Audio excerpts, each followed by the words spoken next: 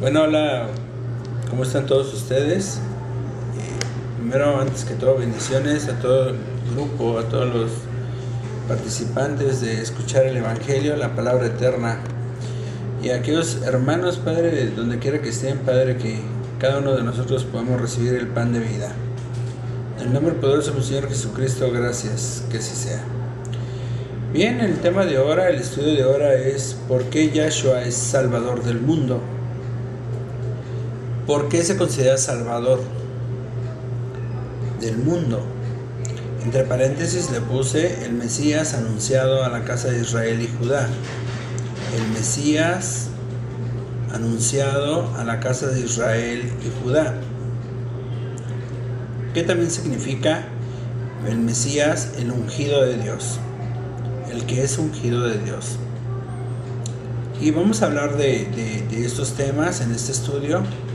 Y pues sí te recomiendo que tengas en qué apuntar para que después lo puedas revisar con calma. El video va a quedar grabado y tú lo puedes revisar cuantas veces quieras. Y bien, pues vamos a empezar. Vamos a ir a la primera cita, a Primera de Juan 4:14.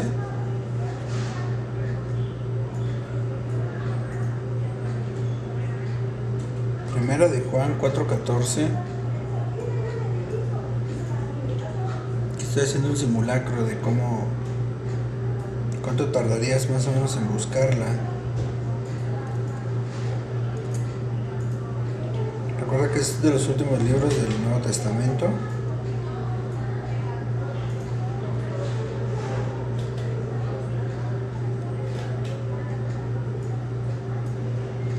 ¿Ya estamos ahí? Yo creo que sí. Dice, y nosotros hemos visto y testificamos que el Padre ha enviado al Hijo, el Salvador del mundo. Eso está escrito bíblicamente, lo puedes revisar en cualquier Biblia. Y dice, y nosotros hemos visto esa parte, y al mismo tiempo afirmamos, lo testificamos, lo comprobamos, que el Hijo es el Salvador del mundo. Vamos a la siguiente cita. Es una afirmación. Vamos a ir a Juan, el Evangelio de Juan 12:47. El Evangelio de Juan 12:47.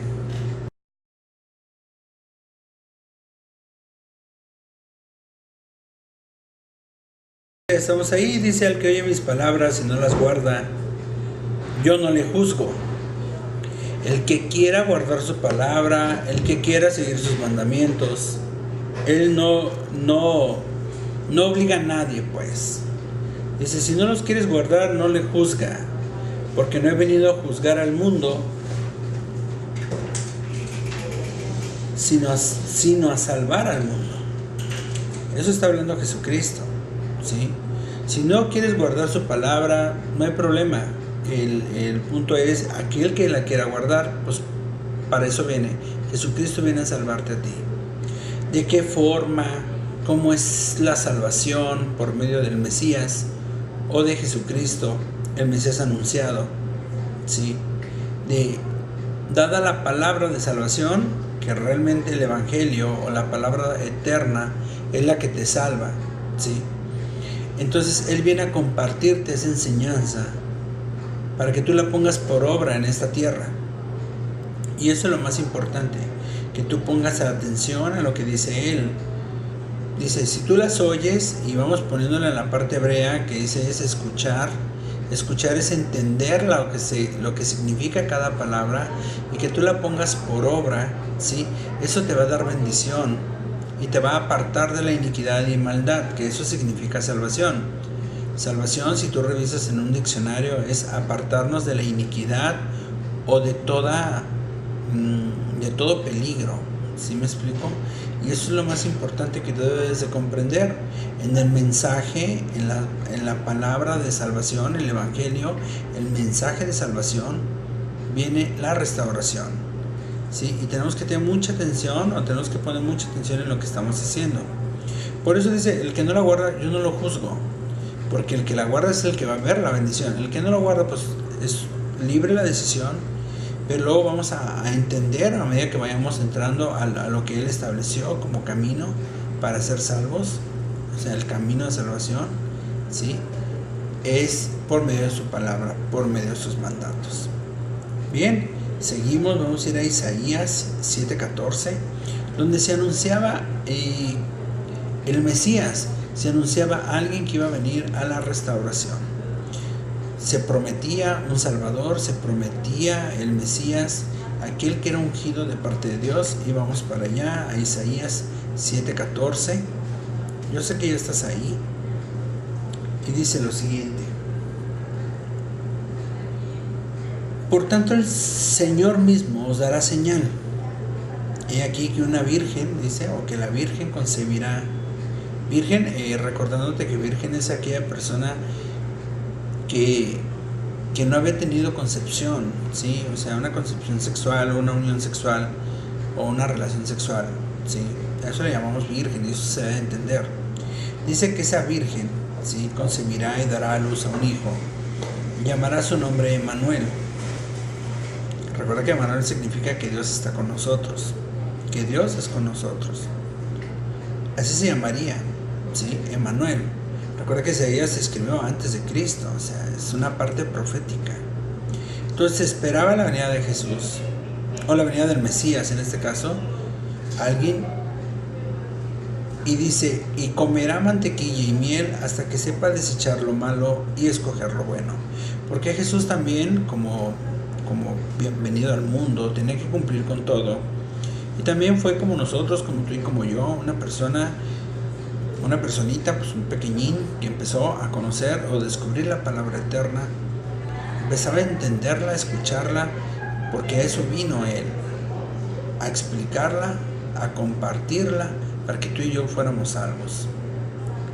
Y dice en Isaías 9:6, vamos para allá, Isaías 9:6.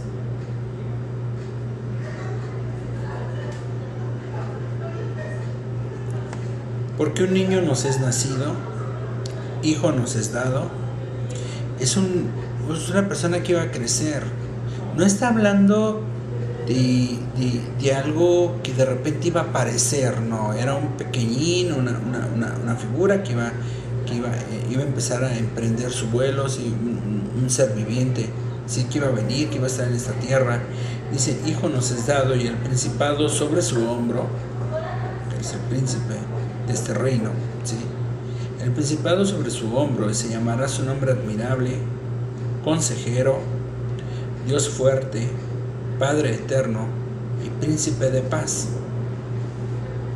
Todo eso tendría que cubrir y tendría que tener esas cualidades el Mesías. A nuestra fecha, aquellos que ya conocemos la palabra, sabemos que nos aconseja, nos da dirección. Vemos el poder por medio de su palabra. Es poderoso. Sabemos que hay eternidad y nos da una paz tremenda. Bien, vamos a Isaías 9:7, dice, lo dilatado de su imperio y la paz no tendrán límite. Y eso lo vemos en aquellos que ya estamos metidos en la palabra eterna, que ya estamos dedicados a escucharle. Vemos que ese imperio, ¿sí?, ese imperio que se va construyendo a partir de la palabra y en aquellos que van recibiendo, y va creciendo. Y ese imperio habla de paz. Paz, recuerda que en el hebreo es sanos, económicamente estables, que todo te sale bien, que hay tranquilidad en tu casa, que hay amor. Eso es paz, ¿sí? Dice, sobre el trono de David y sobre su reino.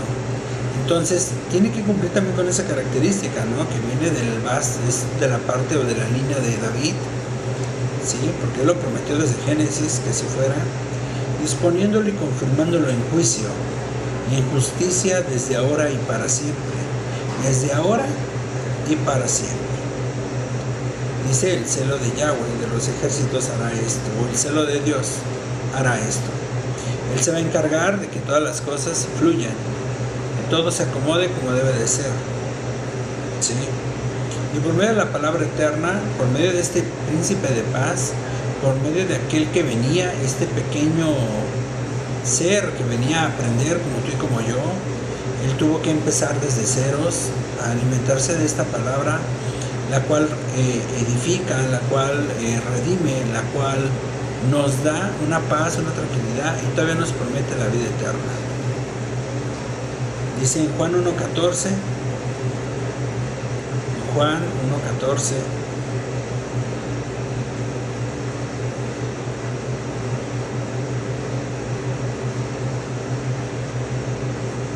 Juan 1.14.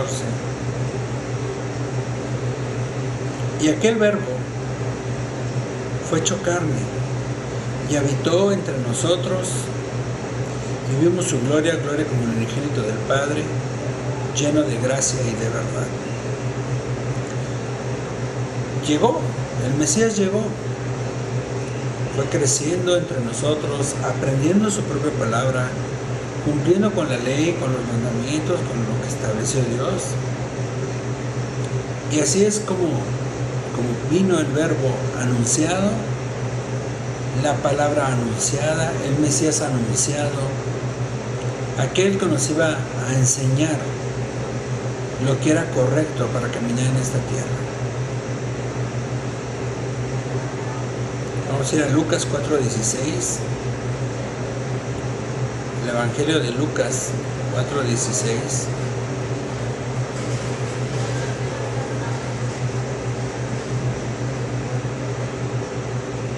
Dice así: vino a Nazaret. ¿Quién vino a Nazaret? Jesús. Vino a Nazaret, donde se había criado, y en el día del reposo entró en la sinagoga, conforme a su costumbre, y se levantó a leer. Y se le dio el libro del profeta Isaías, y habiendo abierto el libro, halló el lugar donde estaba escrito: Espíritu del Señor está sobre mí, por cuanto me ha ungido para dar buenas nuevas a los pobres. Las buenas nuevas a los pobres. Me ha enviado a dar las buenas nuevas a aquellos, y no estamos hablando de pobres de economía, sino pobres de vida, ¿sí? Dice, para dar buenas nuevas o buen entendimiento a aquellos que lo necesitan. Me ha enviado a sanar a los quebrantados de corazón, a pregonar libertad a los cautivos y vista a los ciegos, a poner en libertad a los oprimidos, a poner en libertad a los oprimidos, y oprimidos de todo tipo, puede ser por cualquier cosa, a predicar el año agradable del Señor. Y enrollando el libro, lo dio al ministro y se sentó, y los ojos de todos en la sinagoga estaban fijos en él. Y comenzó a decirles: hoy se ha cumplido esta escritura delante de vosotros. Se cumplió. Y hoy se cumplió. Cuando Jesús recibe el Espíritu Santo, una vez bautizado en el Jordán, y fue llevado al desierto, fue tentado por el que se opone a Dios, y vino la parte ministerial de anunciar las buenas nuevas, anunciar la salvación a todo aquel que cree en la palabra eterna.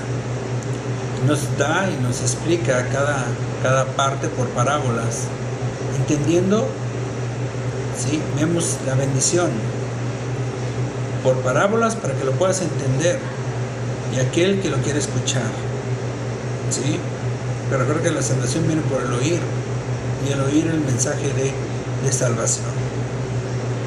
Bien, seguimos. Vamos a ir a Mateo 3:13.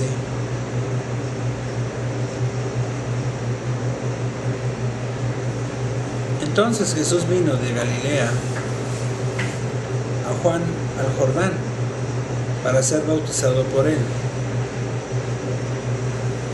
Mas Juan se oponía, diciendo: yo necesito ser bautizado por ti, ¿y tú vienes a mí? Juan el Bautista necesitaba o sentía la necesidad, sí, de ser bautizado, pero por él, porque recuerda, luego vamos a hablar de los dos bautizos, el que era en agua y en el Espíritu. y recordándote que en el nuevo pacto es en el Espíritu Santo. Y dice,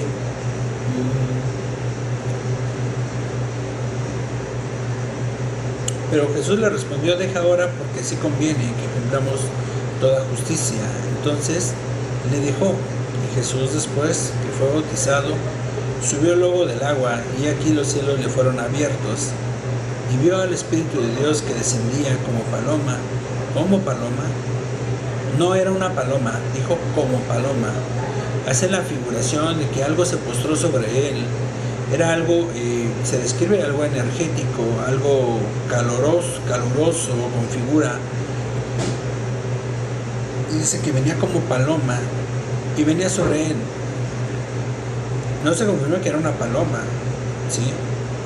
Y dice, en ese momento hubo una voz de los cielos que decía: este es mi Hijo amado, en quien tengo complacencia.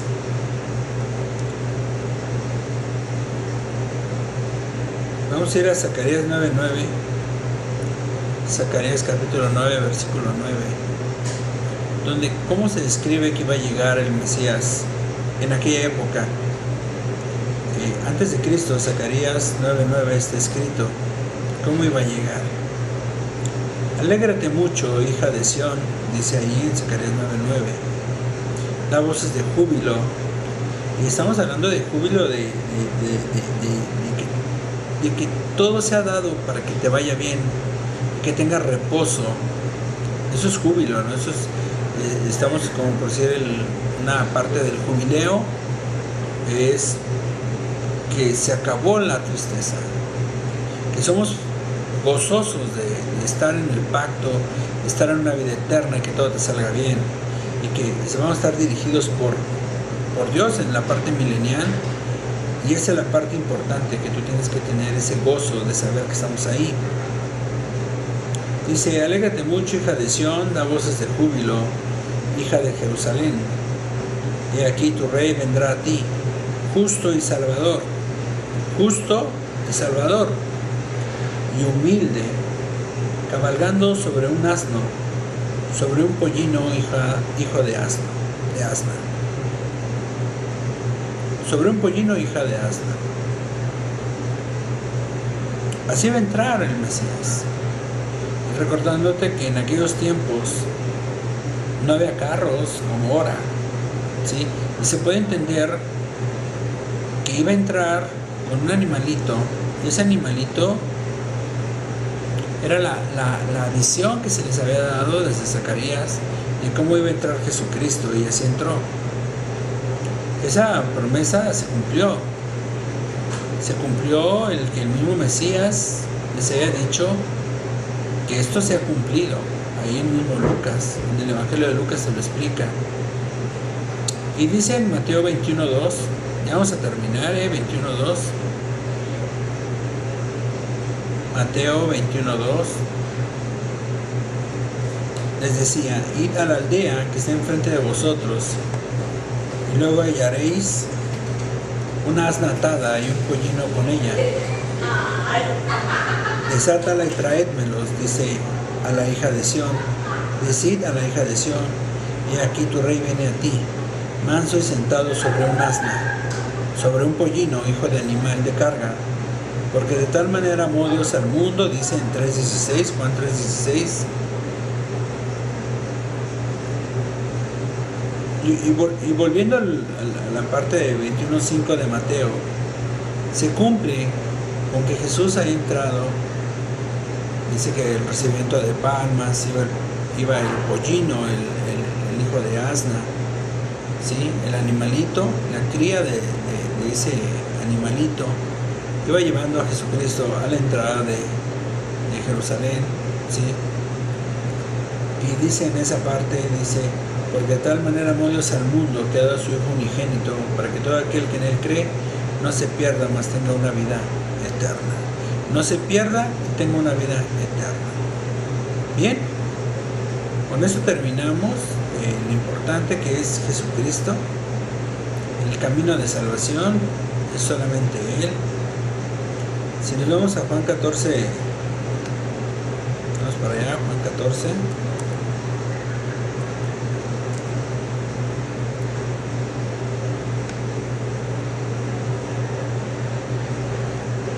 14:6, Jesús le dijo: yo soy el camino y la verdad y la vida, y nadie viene al Padre sino por mí. Entonces es el único camino de restauración. Luego vamos a estar hablando de otros temas, y gracias por habernos escuchado. Nos estaremos viendo pronto en Aguascalientes. Sé que aquellos que nos están viendo por internet, bendiciones a todos ustedes, y que sigas conociendo del Mesías, el Cristo en romano, ¿sí? ¿Qué dijo? ¿Qué dijo? ¿Qué se dice? ¿Qué está escrito? ¿Y a qué le llamamos el nuevo pacto? ¿Sí? Bendiciones en el nombre poderoso del Señor Jesucristo. Amén.